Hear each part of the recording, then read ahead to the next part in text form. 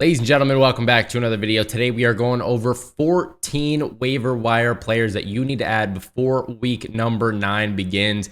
We got a special guest on the intro today. Say what's up. All right, let's get into the video. All right, we got to start this video off with Will Levis. What a performance in his first NFL start ever. 19 for 29 on passing attempts for 238 yards. 4 touchdowns, and the really impressive part about it, 0 interceptions while doing so. You can't ask for anything better than that stat line right there. Of course, it's the Titans, so they're still going to run the ball a little bit more than they do pass. They are always looking to get Derrick Henry involved in this game. But you saw Hopkins benefit huge on Sunday, catching 4 passes for 128 yards, and not 1, not 2, but 3 touchdowns in that contest. Now, the real question is going to be if he is going to start the next game or not. And if he does, can he also be consistent while doing so? Now, Vrabel already came out and said if Tannehill can't go, then of course Will Levis is in line to start again. But my question is, what if Tannehill is good to go? I would still be starting Levis, right? If it was up to me. Tannehill hasn't brought anything amazing to the table, so why not give the rookie a chance? If Will Levis does end up starting and we can see him being consistent over these next couple of weeks and the rest of this year even, we definitely have to upgrade DeAndre Hopkins. I think we upgrade Okonwo, and we also upgrade maybe even Treylon Burks in this offense. Who really knows? This could be huge for these Titans pass catchers, though. I'm assuming he eventually does take over this starting job. That would be great to see. That would be amazing for this Titans team. Rest of the season, by the way, we're looking at a very favorable schedule with the Pittsburgh Steelers, Tampa Bay Buccaneers, Jacksonville Jaguars, Carolina Panthers, Indianapolis Colts, Miami Dolphins, Houston Texans, Seattle Seahawks, and Houston Texans again to round off the season. That is the rest of the fantasy football season, by the way. Now, I'm not saying to run right now and place Will Levis in your starting lineup for week number 9, but I would definitely pick him up as either a bye-week quarterback at the moment or as a replacement to Kirk Cousins, as he's out for the year right now, or Matthew Stafford, who will be out a couple of weeks at the very least. Next up, we have Derek Carr. This is another guy who he's not going to wow you with 30 points or anything like that. So don't expect that from Derek Carr. Usually sticks around the 15 to 20 fantasy point mark, and he just gets the job done on a consistent basis. The past 4 weeks now, he scored over 15 fantasy points, and you'll take that, especially as hopefully the second quarterback on your roster.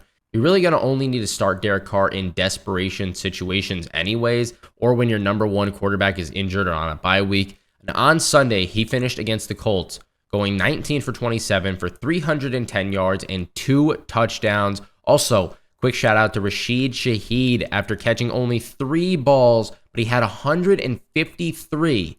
He had almost half of those passing yards from Derek Carr, and he caught a touchdown in that game. So Rashid Shaheed definitely on the rise in New Orleans, really showing off his deep play ability for them in that contest. But honestly, Carr couldn't have done a much better job in fantasy. And if it wasn't for Taysom Hill and for Kamara scoring 3 touchdowns in that game, we're talking about a much better day. That's the only reason why Derek Carr is not going to be an elite fantasy option. They love getting Taysom Hill involved, especially near the goal line, so it kind of takes away. He's kind of a little bit of a vulture for Derek Carr in fantasy football. But if you need a streaming option over these next couple of weeks, if the Saints end up playing the Bears next week and then the Vikings, so 2 favorable matchup. The Bears are currently ranking 27th against quarterbacks, and Minnesota is currently ranking 23rd against quarterbacks. So if you need a plug-and-play guy, Derek Carr, not a bad choice. Next up, we got Khalil Shakir. I got to be totally honest with you guys. I do not really trust any Bills pass catchers except Stephon Diggs and maybe Gabe Davis on occasion, but even he drops less than 5 points occasionally, so that really makes me nervous. That being said, Khalil Shakir is an interesting stash option in case one of those guys do go down throughout the season or he just emerges and finds more playing time somehow. Shakir played on 45 out of a possible 67 offensive snaps in Thursday's game against the Buccaneers and ran 33 out of 46 routes. This was a very hefty increase from the previous week where he played on just 24 out of 71 snaps and ran 20 out of 46 routes. So we're talking about a 31 increase in snap percentage and a 28% increase in routes ran. That's a big deal, especially on a Buffalo Bills team that loves to pass the ball. Doesn't matter if they're losing, doesn't matter if they're winning by 40, the Bills still love to pass the ball. Another thing to note about the Bills is since Dawson Knox is on IR, Dalton Kincaid has been stepping up huge and saw 58 out of a possible 69 offensive snaps. If you want to scoop up Shakir right now, I would place him on your bench, not in your lineup just yet. I want him to be more consistent throughout multiple week span. Maybe in your fantasy playoffs, he could emerge as a solid option, but I wouldn't be placing him in the lineup, like I said, at this moment in time, because I don't know if I can trust him just yet. Next up, we have Demario Douglas. Demario Douglas might be my top pickup of the week that is not rostered in 50% of leagues right now. If you want to get anybody off this list, I suggest you go get Demario Douglas. Kendrick Bourne, who is the Patriots' top receiver heading into this week, tore his ACL this weekend, and the Patriots are going to need someone to step up. My prayers go out to Kendrick Bourne. That is a tough injury to, that's going to put him out the rest of the year, at least, if not into the next season as well. He played most of the snaps and ran most of the routes out of anybody on the team on Sunday against the Dolphins. That is Douglas we're talking about now. And he also led the team in targets with 7. Kind of a mediocre game considering he only turned 5 catches into 25 receiving yards, but better weeks are definitely going to be coming for this young receiver. He is extremely fast, and he's going to provide a great deep threat ability for this offense, along with scooping up the work that, of course, Kendrick Bourne is going to leave behind in his absence. I can't really see Juju. I can't see Devontae Parker. I can't see Jalen Reagor making a big step up in this offense, to be honest, even without Kendrick Bourne in the lineup. My only problem here in this situation is that this Patriots offense just has a tendency to not show up on certain weeks.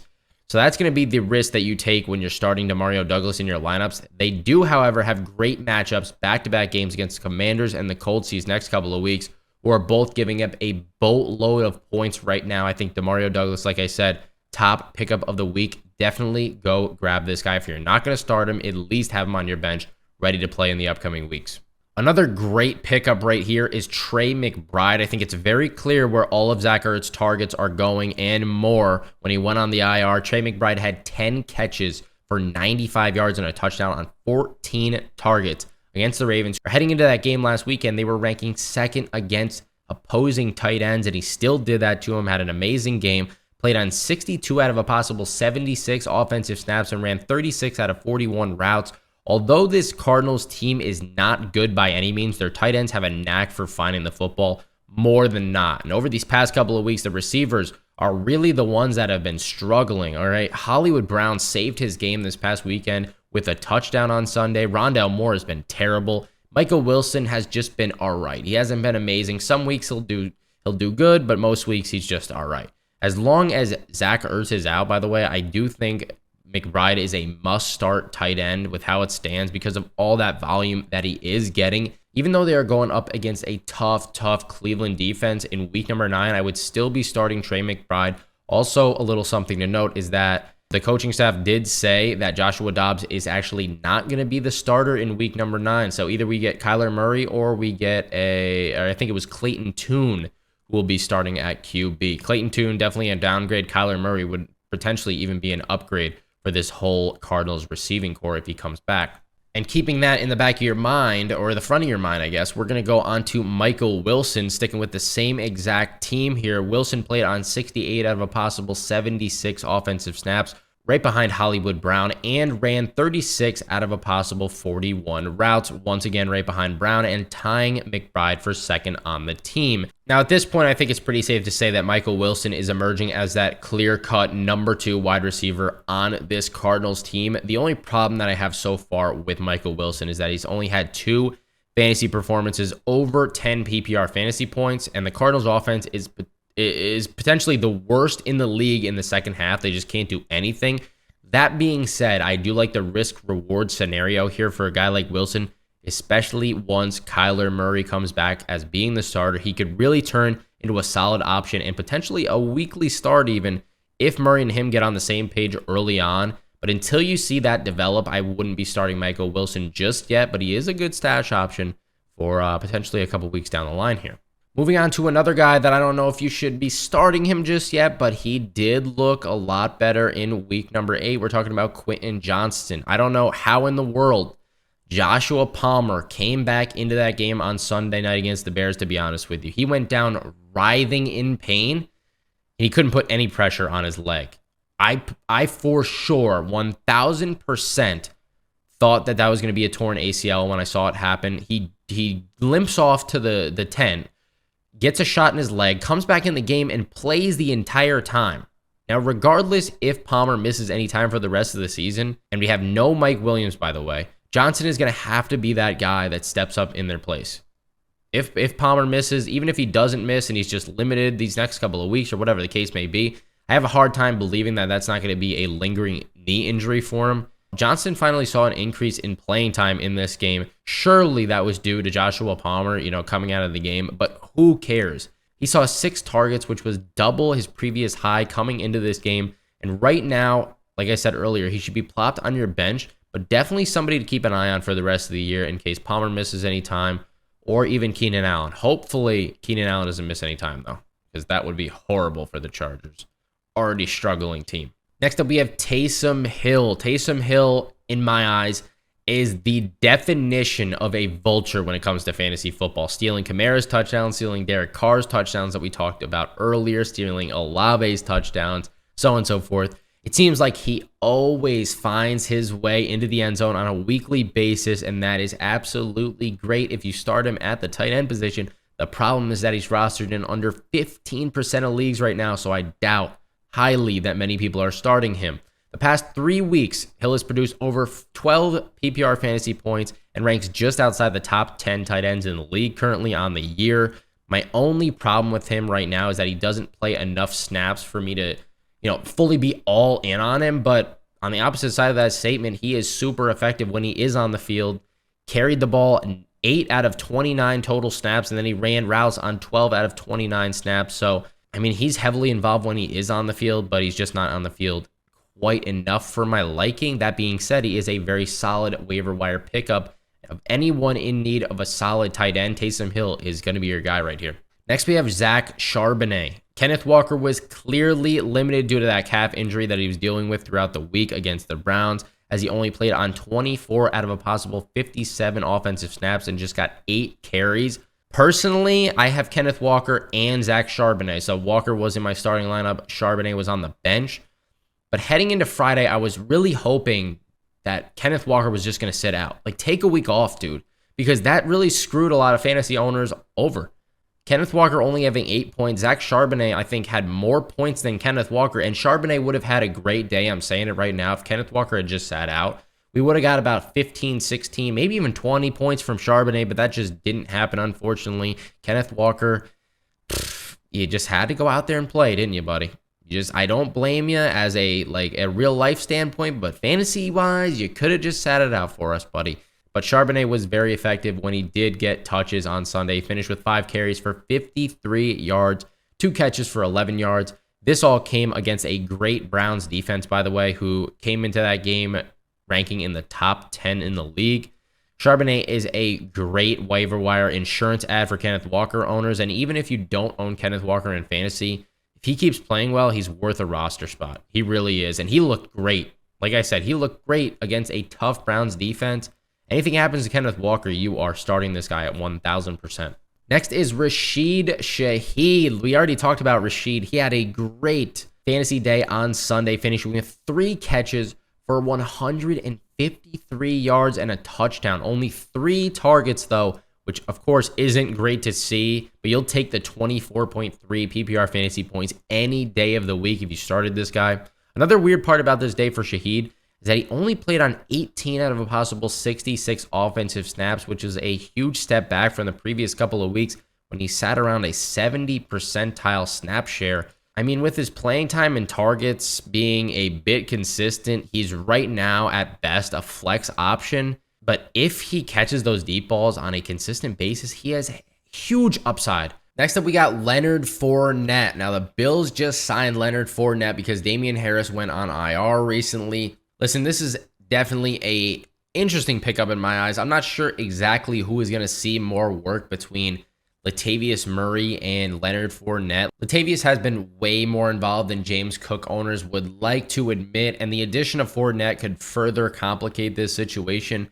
Right now, I feel like he's a deeper league ad at best, and is keep him on the bench in case he emerges as the number 2 running back on this team behind James Cook. I don't think James Cook is going to get phased out of this offense completely by any means. He's still the best pass catcher out of the 3 of them, but James Cook has been pretty disappointing so far, so anything could really happen here. And last but not least, we're going to cover 3 players that are rostered in a little bit over 50% of leagues, starting with Jahan Dotson. All right, we talked about this guy all offseason, and he's going to wait until week 9, or week 8 rather, and then he's going to perform finally. Had the best game of his entire career against the Philadelphia Eagles on Sunday. 8 catches, 108 yards, and a touchdown on 10 targets.